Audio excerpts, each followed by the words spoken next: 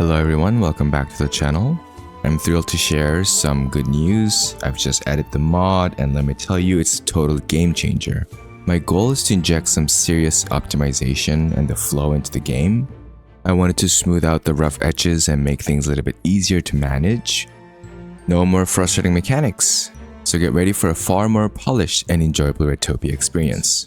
Okay, starting off with the citizen stats and needs. This is the very first of the page of the config. So I really didn't touch any of these because I do think that these are part of the games, like part of the puzzles that you have to solve. And I don't want to mess with that gameplay. The first thing I did change though is the allow citizens to wander freely when idle. This I think is a huge headache for no reason. Because previously what they would do is they would go as far as they could to go rest and then take forever to come back. Now I've made it simple, they'll stay within more manageable range. I'm not going to change them whether they rebel or not, because if the rebellion, if their anger is legitimate, then I should give them the chance to rebel, so it tells me something about the game. The next thing I change is the diseases.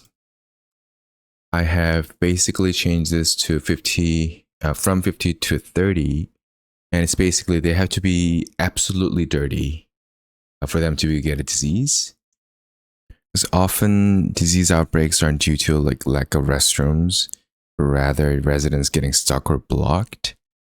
So this change will give me some more time to notice and resolve these pathing issues before they get sick and die, or worse, be rebellious. So I changed that, and then I changed 2 to 3, 50 to 30, 2 to 30. Definitely don't want the residents to die over this, so I definitely made it a little bit easier on that end. Now the middle class stuff, I have buffed them a little bit, and I will explain a little more why I buffed them. But basically, it's like I make it super hard for any transition of a class, right? So I wanted to reward them had they turned to A, had they upgraded, or had they gotten into a better class.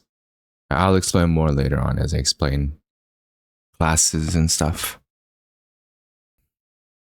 I didn't touch any of the combat or danger because, that's another thing. I don't want to mess with the game too much. So lizards, impossible, holy crap. I'm going to make it as hard as they are. Random loop events, didn't touch any of these. But obviously feel free, if you feel like you do need to change any of these to make your life easier, to make the game harder, to make the game more fun, do what you got to do, right? But these are I'm just explaining the things that I've changed and I have not. Okay, so event timer, they're all the same. I haven't touched anything. And for flooding, it's often extra, annoying task. And while it doesn't bother me too much, it's unnecessary work. So I've changed it to 10. It's still something to consider, but not often as much. Yeah, this is one big thing, the maximum number of blueprints a player can have or use at once. So the way this works is you have an arbitrary cap of 2,000 blueprints that you can have. And what this was doing was, instead of enhancing strategic planning or any of the gameplay, it was just annoying. So I'll be working on one project where I would go far to the right or far to the left or even far to the bottom and tell in advance or command in advance the rats to build all these ladders so that they could mine the next part. But before I could finish it, because there's a cap of 200, it would basically limit me to actually go ahead and plan all these pre-planning stuff. Now what this does is I have to either wait until all the other blueprints are finished and then come back, or I have to go to the other little projects that I have on the side, cancel them, come back to have more blueprints set out. So again, this I thought was a little bit frustrating, and it really didn't. It just felt kind of unnecessary, which is why I've changed it to 1,000.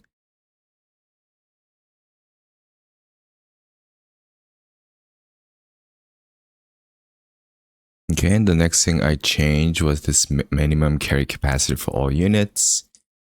And this is one of the things that I might have to come back and nerf it because this could be too powerful. But it's basically allowing all the reticents to carry one more stuff. You can make this up to, maybe 10 or even 50. And you having one rep, you'll be able to, transfer all the stuff that you need to. But I thought that might be too overpowering. So I definitely am going to tweak a little bit like as I play. But right now I just upgraded to 3. Okay, so this is the prosperity and happiness. This is the part where I'm going to actually talk about the classes. And for some reason, I consider my kingdom to be a fair one, but also a harsh one. And so I'm making every class transition much harder. So I have nerfed so that each reticent needs to have 750 gold. Now, I know that doesn't look like a lot of like a big difference, but it actually is because it is a 50% increase. And a lot of the times, if I implement some laws into maybe charging using the restroom for instead of $5, I'm going to change it to $10, something like that, because I like playing with those. And they will definitely struggle to go to the next level. So I've changed from 500 to needing 750. I didn't change the necessities, but I also changed from middle class to upper class, 3,000 to 5,000 gold. That's going to be even more harder for them to become a upper class. Now, because if you think of 5,000 as a number, if you start a normal run, you start with 20,000 gold. And 5,000 is equivalent to 1/4 of that to a single citizen so that they can consider an upper class. They're considered an upper class. So definitely I'm making them very, very hard to become one. And once they become a middle class, I'm going to tax them a lot. Once they become an upper class, I'm going to tax them even more, which is why I felt the need to give them a little boost by buffing their movement speed. It's because I'm basically making it really, really hard for them to get out of the rat wheel. If I'm struggling, if I'm spinning the wheels in real life, I feel like my citizens need to do the same. Oh, that's why I changed it a little bit. Much harder for them to go to the next class. Okay, moving on to the special side. There are a lot of things to cover here. So let's start from the first one. Maximum number of research projects that can be active at once. Okay, so like in Ratopia, during events like invasions, like there's so many things to keep track of, right? And it can be overwhelming. And I do believe that the game should be emphasizing on strategic planning rather than just like memorization of what to do next, which is why I'm increasing the default value from 3 to 6. This will allow me to queue more research at once, reducing the need to like constantly monitor and remember and just, having to restart projects. I think this eliminates the unnecessary step that just distracts me from fun and the strategic depth that I could have had this been increased to 6. This way I can research, I can set my research in motion and then just focus on other aspects of the game. Okay, so moving on to the next, how far away reticents can interact with world objects.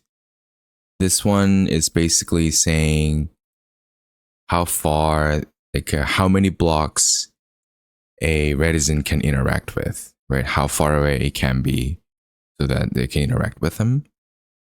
And this one is particularly annoying in the early phase, I believe, because there are buildings that are 4 blocks tall, like 4 blocks high, and because the residents can only reach up to 3 blocks.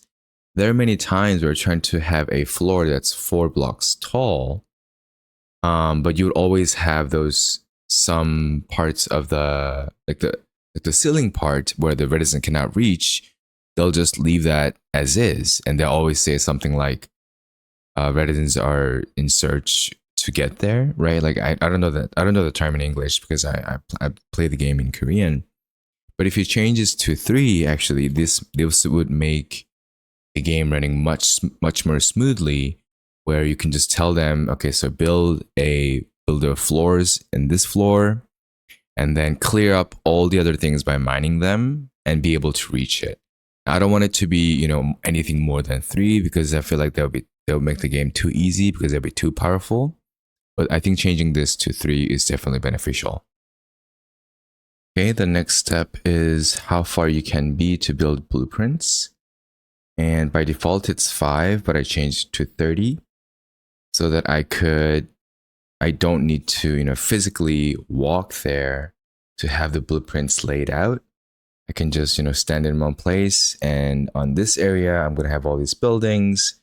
So let's go ahead and, have those blueprints out there so that it just runs much more smoothly. This is just a quality of life improvements that I'm going to have.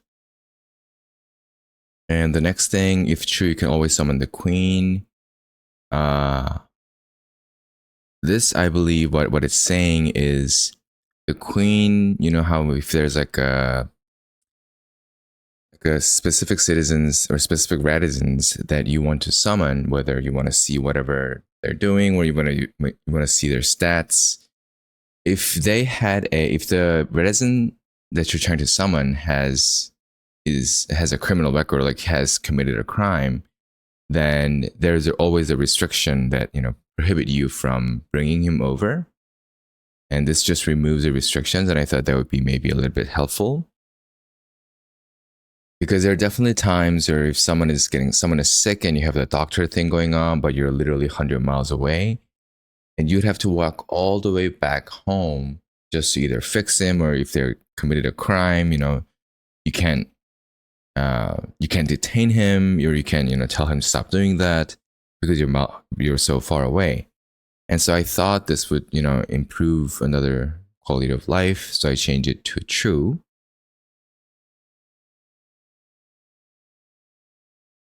Oh my god, these two, the toilet sounds and the police whistle. I mean, the toilet sounds doesn't bother me as much because I guess I'm such a man child that like the farting noise doesn't bother me as much. But the police whistle, on my first run, I had the police right in the middle of my kingdom, right? Because I wanted to reach the entire kingdom. And because of that, there wasn't a single part of the screen where I could be without listening or without hearing to that police whistle. And they do it nonstop 24/7. And I'm so glad like Sinoya noticed that, in changing this to, well, we don't hear it anymore. Like this is another quality of life, I guess, but this is like it doesn't make it easier, but like it just makes the life so much better, So I'm changing that to true. I don't want to hear that too loudly. These two are changed. And this is another quality of life improvement changes. If true, blueprints can be placed without ground. Yeah, I mean, that just sounds nice, right? Because before, in order for you to put down a blueprint, you needed to have like the stable grounds. And if you're trying to put a blueprint in one place and then wait till that's done, and while you're waiting, you can actually go to other stuff, right? Whether that be mining down, getting some rare materials, or whether that be completing a dungeon or something. But you couldn't do that. And I just thought this is like another unnecessary step. So I definitely have changed it to true. So the blueprints can be built far away. Blueprints don't need to be, they don't need to have floors. You can always tell them, you can always put down the floors in the blueprints and then have that on top. Have whatever buildings you want to build on top. Another great quality of life improvement changes that I'm making. Okay, so the items will not despawn or fade. This is another thing. Like there's so many times I would get like a little bit bored, or like if the city is doing well, and then I would go 100 miles below to get some gold mines or whatever rare materials I want to get. And I would do that. And I'm not going to pick all the materials on the way down, right? Because that would take just forever. So wouldn't want to lose like the valuable materials that I gather. Instead, I would just have that be there and then have the reticents come by whenever they're free. So I change it to true. And this is the extra population value added to max population count. I did hope that this meant, if I reached the cap of 100 or 500 or 10 population, then it'll be increased by another 100. But what this actually turned out to be was, so say you're only allowed to have 20 citizens, but adding that by 100, but having this 100 would add it to 120.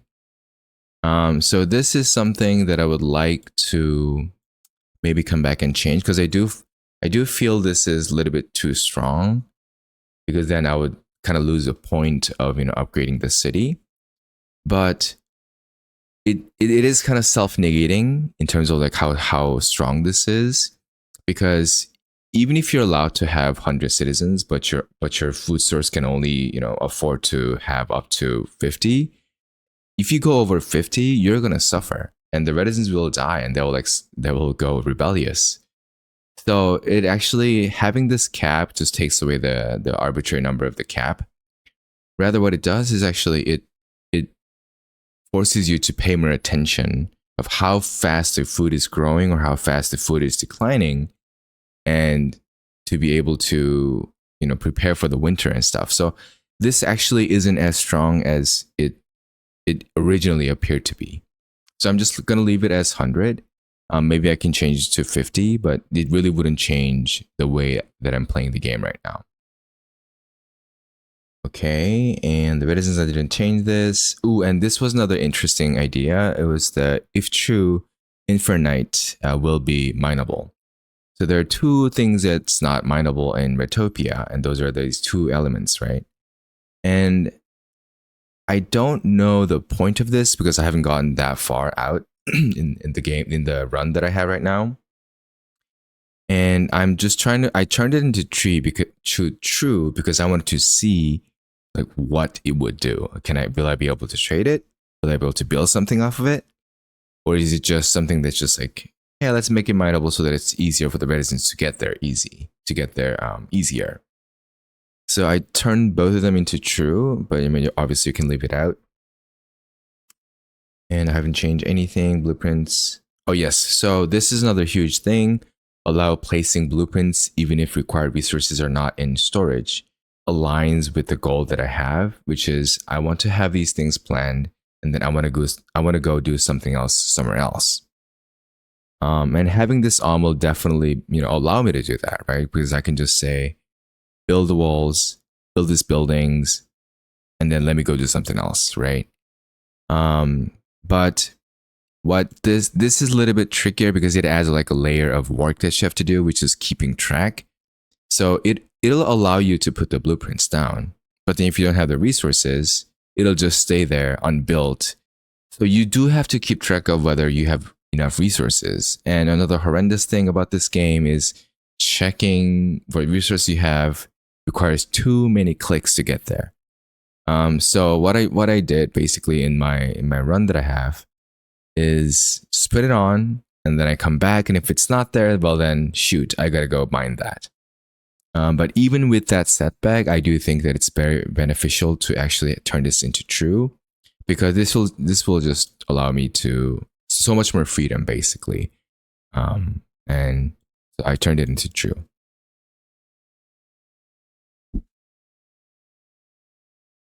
Okay, that is the biggest changes that I've made for the quality of life improvements. And all the other things I think I haven't really changed, like something like trading. I didn't want to, make the game too easy or too hard. So I didn't change any of these. And for the one last thing I changed from this config is the maximum range for buildings. For example, the range of a hunter's hut. May lag on higher values. It's just range up to buildings constructed. Yeah, so I changed this to 60 from 40.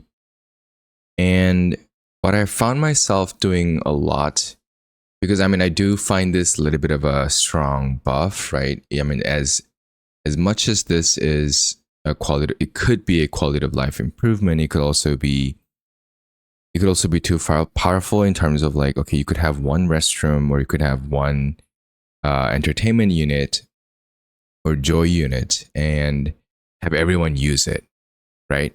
And this does, if you make it too strong, this does take away the puzzle solving aspect in city building, which is, if you want to develop and expand, then you have to also think about in advance, like, okay, what are the things I need to put in? Where am I going to put the restrooms? Where am I going to put the joy? Is the joy person have another joy? You know, like that is definitely a huge part of this game, I believe. So I didn't want to change this too much. And what I actually do in my gameplay is I only use the 60 range for the water collectors, because I want them to be able to collect the entirety of the water reserve that I would get from Dwebs. So that's the only place I'm going to use it.